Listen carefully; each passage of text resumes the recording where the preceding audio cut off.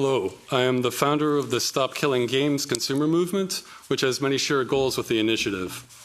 I'd like to clarify what it means to destroy a video game. The second slide. When we say a game has been destroyed, what we mean is a publisher has permanently disabled all copies of it that have been sold so no one can ever play them again. It would be like removing every single copy of a book or film in existence, effectively erasing it from the culture. The way this practice works is first a publisher sells a copy of a video game. However, it has been designed so that it must connect to the publisher in order to function. This acts as a potential kill switch. The customer is also given no information when the game will stop working, even though the publisher has decided to assume that responsibility. Then, after an undisclosed length of time, the publisher disables all existing copies of the game but keeps the customer's money. The publisher also enacts countermeasures to ensure repairing the game. To ensure repairing the game is almost impossible, even for experienced software professionals. From this point onward, no customer can ever run the purchase again. Besides destroying the game, this practice is also subverting customer expectations. Most video games can work indefinitely, which has been the customer standard for half a century, including ones that connect to the internet. Alternately, a small number of video games operate as subscription services, but those inform the customer exactly when their access ends at the time of payment. The games we're referring to do no such thing. They almost always contain terms stating they can end at any time for any reason. What this means is customers have no real protections when they buy games like these. They are unable to keep them and they are not informed when they will end. This behavior would be outrageous in other industries. If you bought a book in a store, the publisher cannot come into your home and take back your book at will. If you bought an insurance policy, you would be informed when that policy ends, not that the seller could end it at any time for any reason but still keep your money. The games being sold this way are operating similar to scams. Publishers know customers expect video games to last, so they sell these in the same way as ones that can work forever, as a one-time purchase with no expiry date, then price them the same. Publishers know that if customers were informed exactly when they plan to disable their games, that would reduce sales, since the longevity of a game affects how much customers are willing to pay. The industry is trying to have it both ways, finding ways to say they're selling you a game that they're not selling you. This creates confusion for everyone involved and is part of why it's taken customers so long to get exposure on this practice. The legality is also unsettled. Earlier, members of Parliament assisted us in asking questions to the EU Commission about how legal the terms and game license agreements were, especially being able to terminate them at any time for any reason. The Commission stated Directive 93/13 EEC prohibits unfair terms causing a significant imbalance in the parties' rights and obligations to the detriment of consumers. The Commission also recommended consumers file complaints with businesses across member states through the European Consumer Centers Network. In 2024, we had volunteers across the majority of EU countries submitting complaints against the French company Ubisoft for disabling the game The Crew. The responses we received from the ECC network were extremely inconsistent. Some officials said there was nothing they could do. Others said the company was required to run the game indefinitely, which is unrealistic.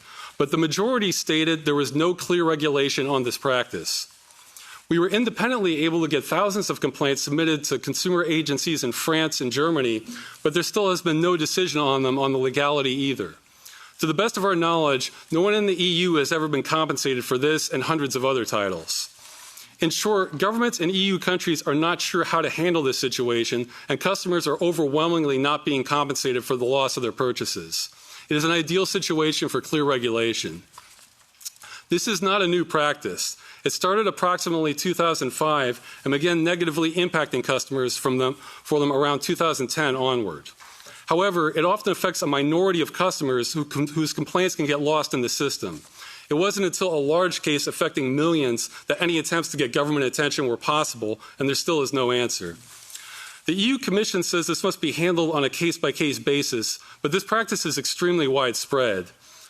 Future slides. We have formed an amateur study examining over 1,100 video games that require a connection to the publisher.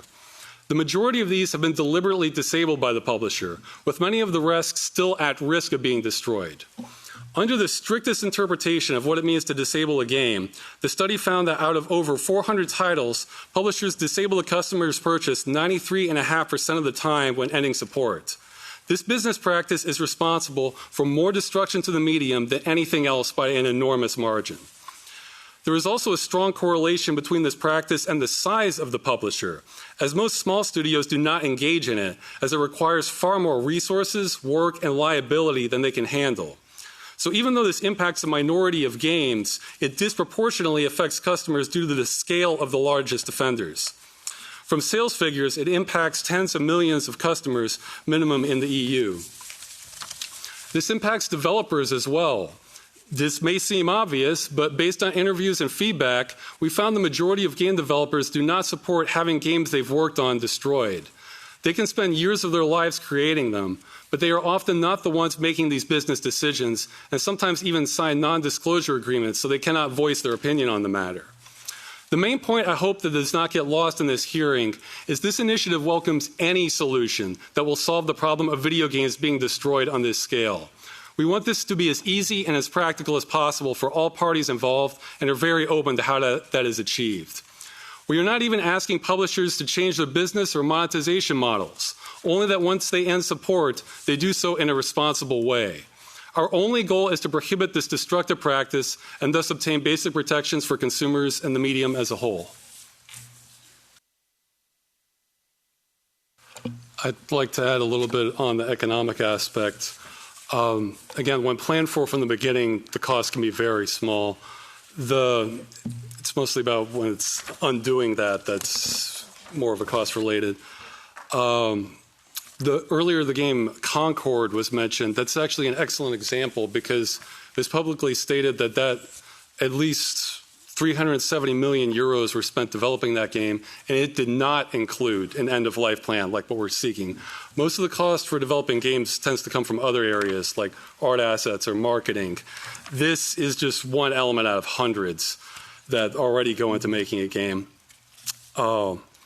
The other thing is sometimes industry costs or estimates of how much this would cost can be faulty because they're expecting the game they're asking for to have every last feature it did while it was being supported. And many of those can be retired and don't even make sense for a game that's no longer being supported, like administration or anti-cheat measures or account management or things like that.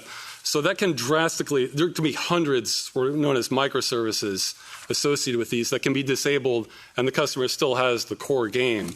So that should be taken into account when figuring out the potential cost.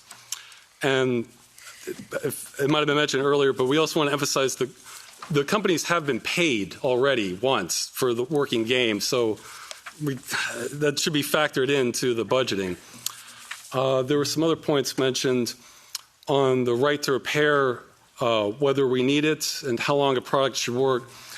With right to repair, that's a little bit different issue. Well, that's certainly welcome, having the right to that.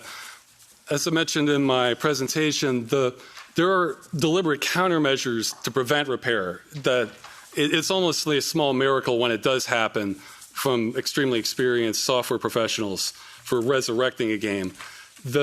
However, if there were repair instructions, that would be very welcome. I think we would even consider that a viable alternative to what we're asking if it was practical to resurrect the game that way.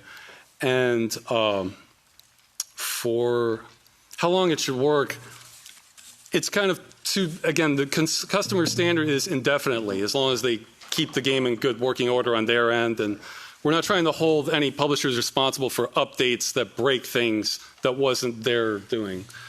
So how long they choose to support it, we're completely open to. I mean, I think there's already existing EU regulations on that, but I mean, as far as we're concerned, they could end support the next day, but as long as the game isn't destroyed, we would find that acceptable.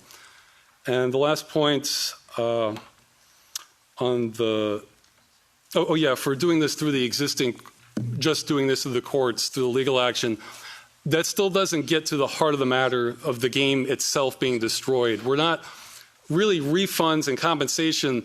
Those are a secondary measure that when the game itself can't be reinstated, we just want the game preserved. So doing it through the existing framework doesn't quite get us there necessarily.